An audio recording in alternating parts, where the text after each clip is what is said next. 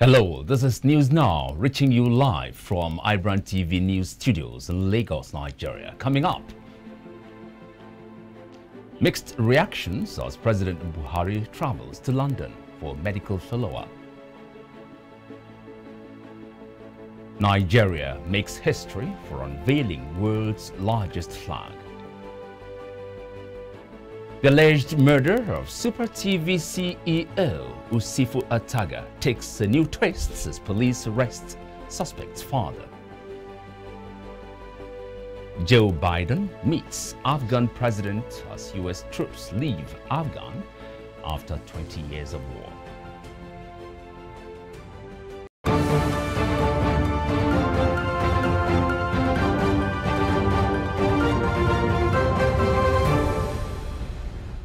Hello again, and thanks very much for joining us here. Stories making headlines this hour.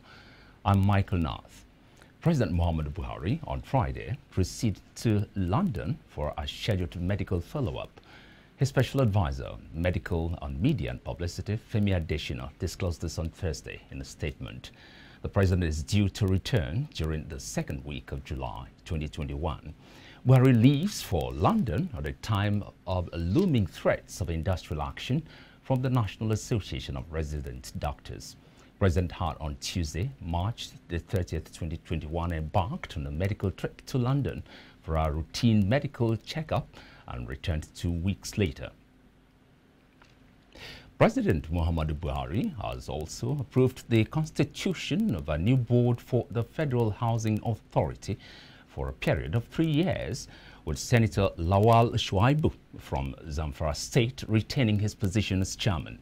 A statement issued by the presidential spokesman, Malam Garba Shehu, named other board members as Modestus Omen Zekwe, Anambra State, Munimi I Hanafi, Akwara State, Adamu Maina Dadi, Yobe State, Adamu Ismaila, Adamawa State, Zubairu SN Nasarawa State, Chinyere Anokuru, Abia State, Yika Ogunsuleri, Ondo State, Veronica N. Shinan, Plateau State, Aleruchi, Kuki Gam, River State, and Ola Jumoke O. Akinwumi, Ogun State. President Buhari's approval of the appointment into the board of FHA took into cognizance a requisite competence, experience, and network in the housing industry to actualize the administration's vision of providing decent and affordable housing for Nigerians. Buhari has also approved the appointment of Emmanuel Lambi Jime as the Executive Secretary of the Nigerian Shepherds Council. Men of the Lagos State Police Command have arrested the father of Chidinma Ojukwu, who allegedly stabbed the chief executive officer of Super TV, Usifu Ataga, to death. A top police source revealed the suspect's father was arrested for resisting Chidinma's arrest and for becoming violent with policemen who went to apprehend him or her, and that the source added that the man did not believe that his daughter committed any crime until she confessed on Thursday, adding that he was being detained at the State Criminal Investigation and Intelligence Department, Panti Yaba. Chidinma, who claimed to be a 300-level student of the Department of Mass Communication, University of Lagos, confirmed to stabbing Ataga to death while being paraded to the State Police Command headquarters in Ikeja. Now, Nigeria's flag designer, Pat Taiwo Akunwumi, has unveiled the world's largest flag in an attempt to unify Nigeria. The flag covers an area of 3,275.6 square meters.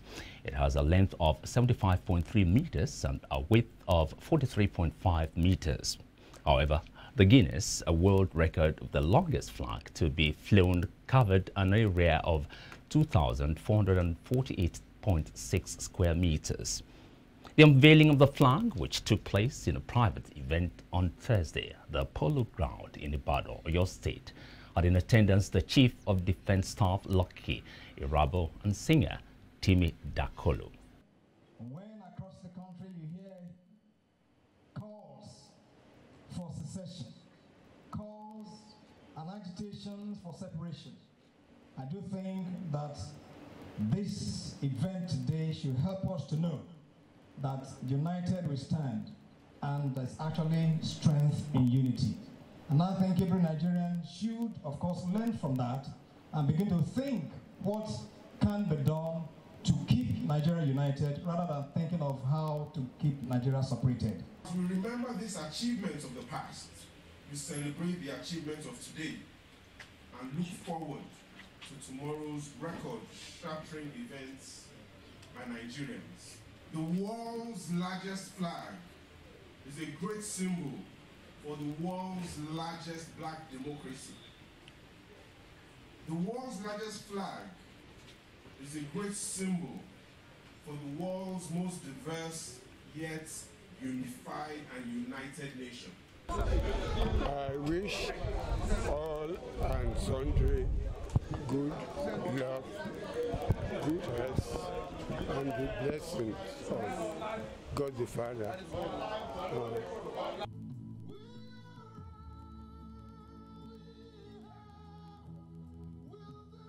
President of the Senate, Ahmed Lawan, had defended Nigeria's borrowing spree, arguing that the federal government cannot tax Nigerians any further to fund infrastructure. Lawan also said that Nigeria is currently poor and had no other option but to borrow to finance infrastructure. However, affirmed that the legislature would not be frivolous in granting executives' requests for loans. The Senate President said these on Thursday in an interview with a State House correspondents after meeting with the President BUHARI at the presidential villa in Abuja. Lawan asserted that requests for loans would pass through thorough scrutiny to ensure they were necessary, adding that when permitted, the loans will be monitored to ensure effective use. As the inquest over the whereabouts of the $300 million deposit by the Nigerian Petroleum Corporation into the Polaris Bank continues, the acting managing director, Innocent Ike, has insisted that the bank everything back to the NNPC. While the committee is insisting on a proof of payment, NNPC says the said payment has not reflected on their balance sheet.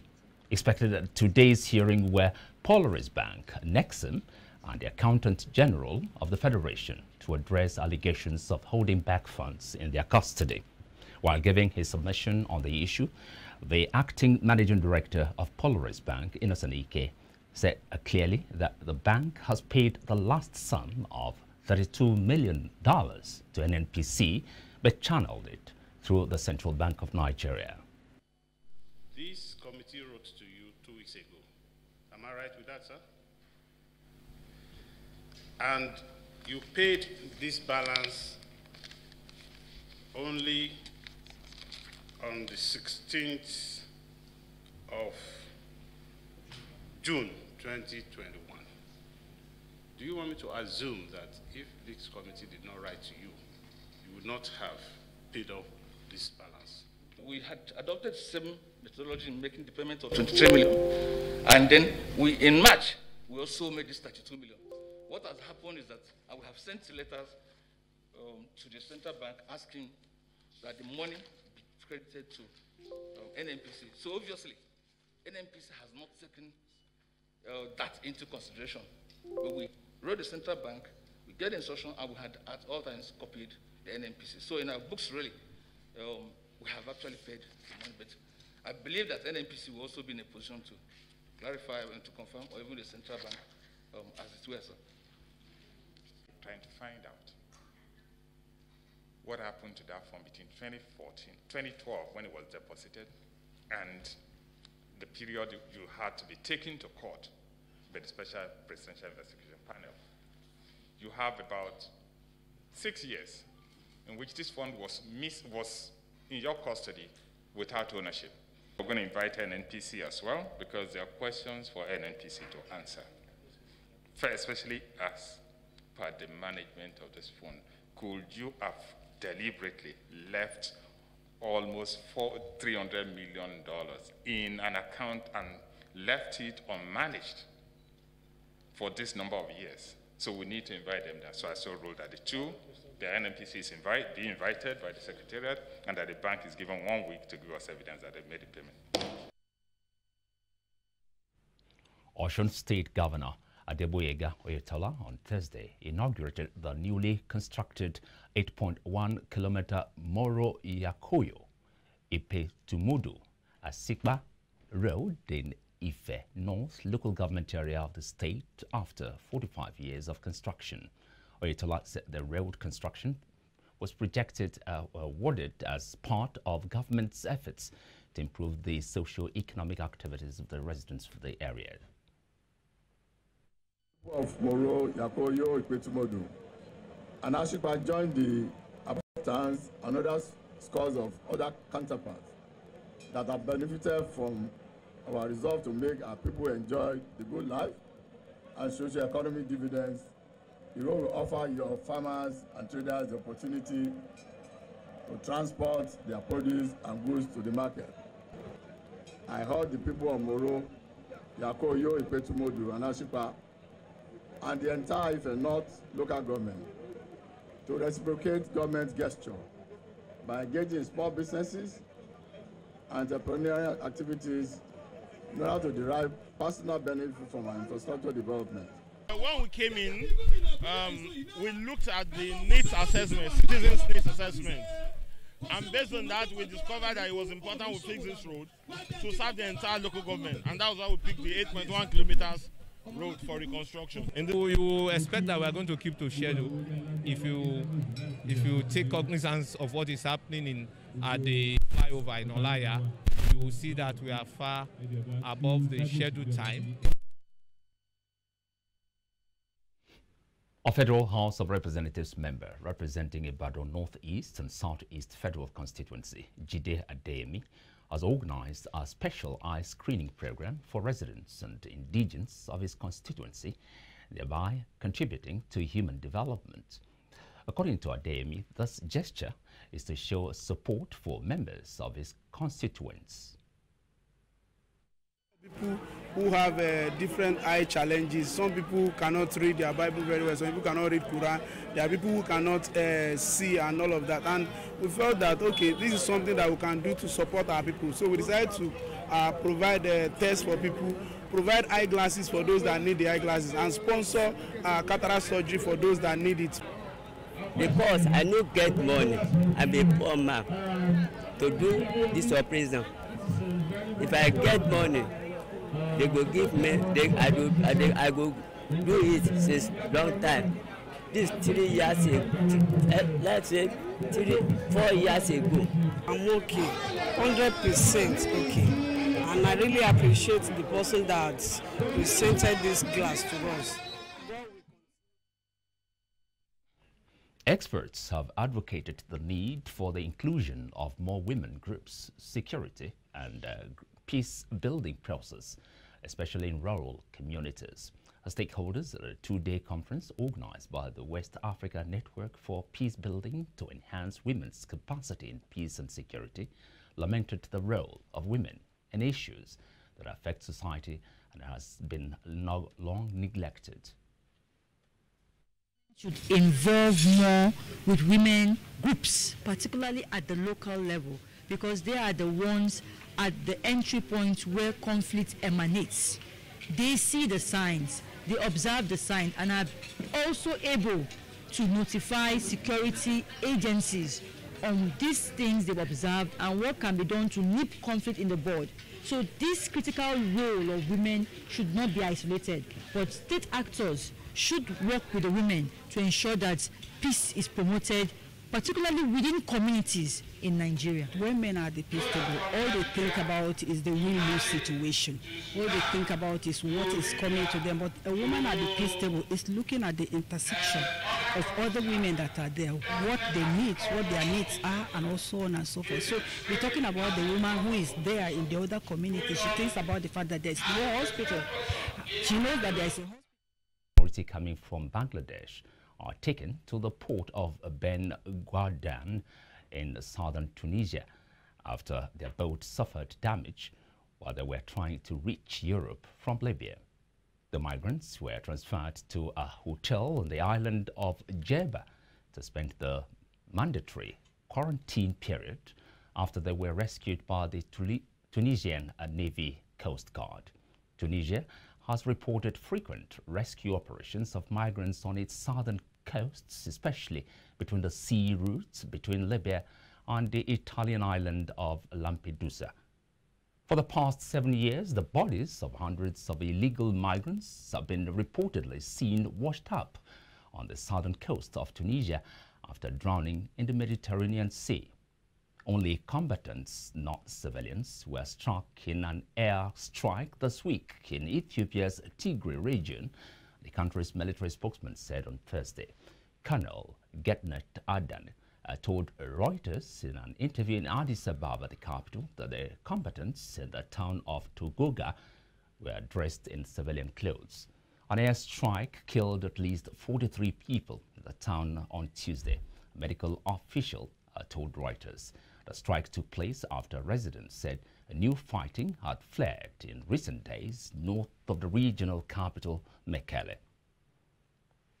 Foreign news now. U.S. President Joe Biden meets Afghan President Ashraf Ghani and his former political foe Abdullah on Friday to discuss Washington's support for Afghanistan as the last U.S. troops pack up after 20 years of war and government forces struggle to repel Taliban advances.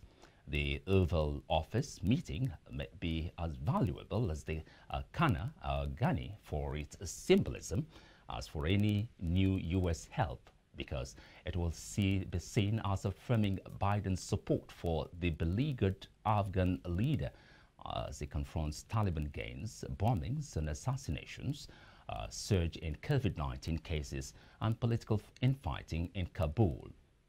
Ronald Newman, a former U.S. ambassador to Kabul, inviting Ghani here is a pretty strong sign that we are backing him. Ghani and Abdullah spent Thursday discussing the situation in Afghanistan with lawmakers on Capitol Hill.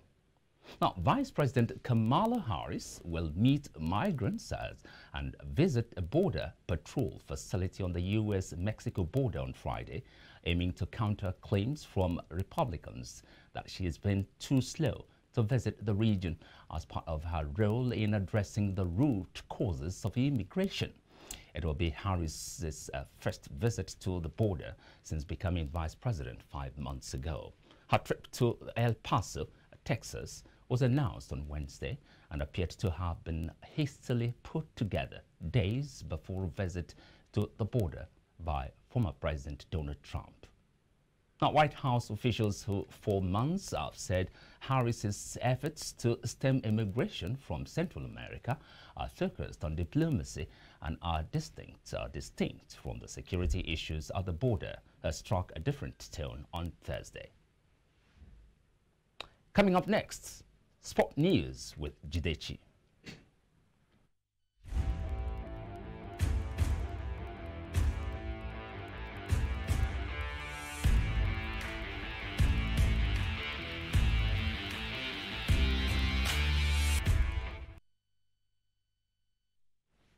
Welcome to the Sports Update. I am Jidechi Chidi.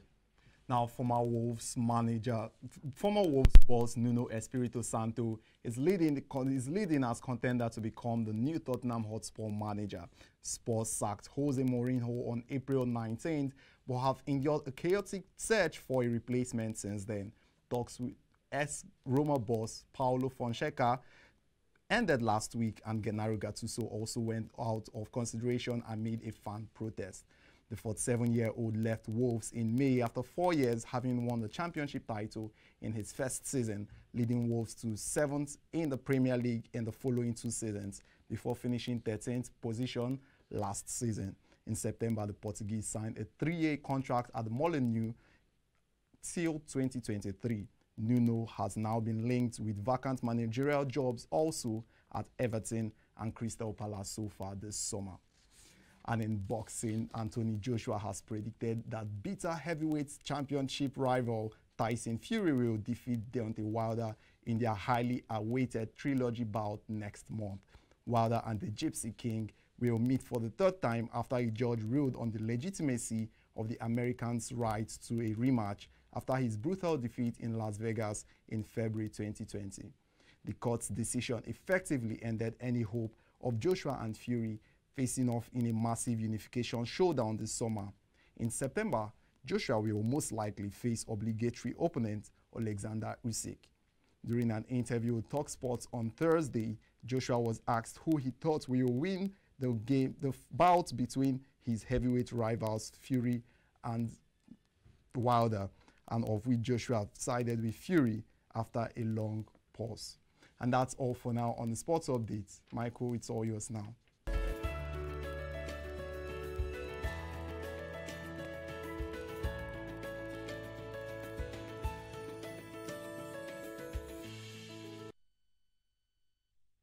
Amazon and Google are under investigation over concerns they are failing to protect shoppers from fake online reviews. The Competition and Markets Authority is launching a formal probe into whether the companies may have broken consumer law. It follows an initial investigation last year when the CMA examined if online firms were protecting consumers. The SMA said this raised specific concerns about Amazon and Google. World Bank says reforms can raise Nigeria's revenue to 10 trillion naira in 3 years. The World Bank has said that Nigeria can implement economic and revenue reforms which will raise the country's revenue to 10 trillion naira in 3 years and raise tax to GDP ratio to 7%. This was disclosed by Mr. Raju Awasti, a senior public sector specialist at the World Bank on domestic revenue mobilization at a virtual media summit in Abuja on Thursday, according to the news agency of Nigeria. He added that the long-term reform of the tax system would be a necessity to stimulate post-pandemic investment and economic growth, as policy reforms with revenue growth enhancement are needed for Nigeria to increase revenue generation. The NBS disclosed this in a report on Thursday. Nigeria's domestic and foreign debt for first quarter of 2021, a report adding that 12.47 trillion naira or 37.67% of the debt was external, while 20.64 trillion or 62% to 62.33% of the debt was domestic. Compiling data from the Debt Management Office and verified by the NBS, they said the federal government's domestic debt stock alone was put at 16.51 trillion naira, while states and the Federal Capital Territory (FCT) domestic debt stock was put at 4.12 trillion naira.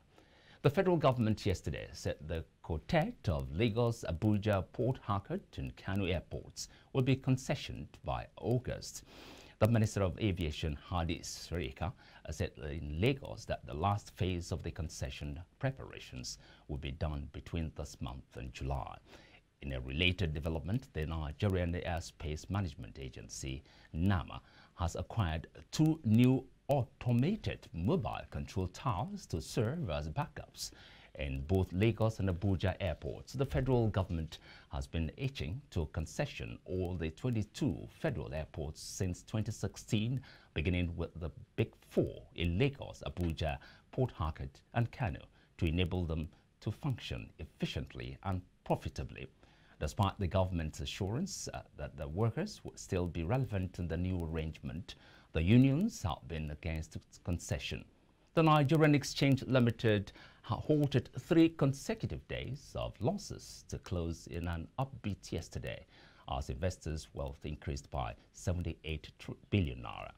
At the close of trading yesterday, the all-share index increased by 149.89 absolute points, representing a growth of 0.40% to close at 37,945.35 points. Similarly, the market capitalization value gained 78 billion naira to close at 19.781 trillion naira. Capital market analysts said that the bullish sentiment was due to investors' bargain hunting in virtually all the sectors except the insurance sector. You're still watching News Now from iBrandTV Lagos. Entertainment news now with Success.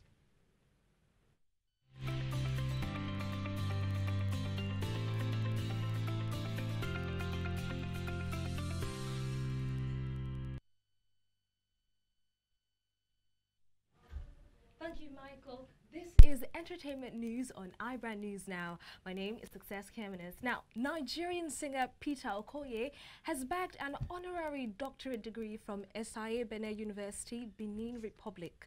The music star took to his Instagram page on Thursday, June 24th, 2021, where he announced the big news. Peter said, "It's an honor to be doctorated. It is a great honor to be decorated by a distinguished educational institution who have recognized my contribution to dance and music, as well as my support for the youth in the entertainment industry." Okoye joins veteran dancer Kafi on the growing list of celebrities who have bagged doctorate degrees from that same university. What's up, everybody? Listen up. Do me a favor. Put a dot on my name now. Thank you very much, Eskaye University of Benin Republic. I love you guys for this. Much love. Moving on, superstar singer Wizkid, who recently spoke about family, stated that his 3 sons mean the whole world to him. The father of 3 noted that his parents made him understand that family is more important than anything else. Wizkid described himself as a father who would put everything before his 3 handsome boys. Singer Wizkid has shared how the birth of his sons changed his life. According to him, he is a father before anything else. Congratulations to you, Peter Okoye, and a heartwarming one from you, Wizkid. Make sure to drop your comments on our live chat on this story. It's back to you, Michael.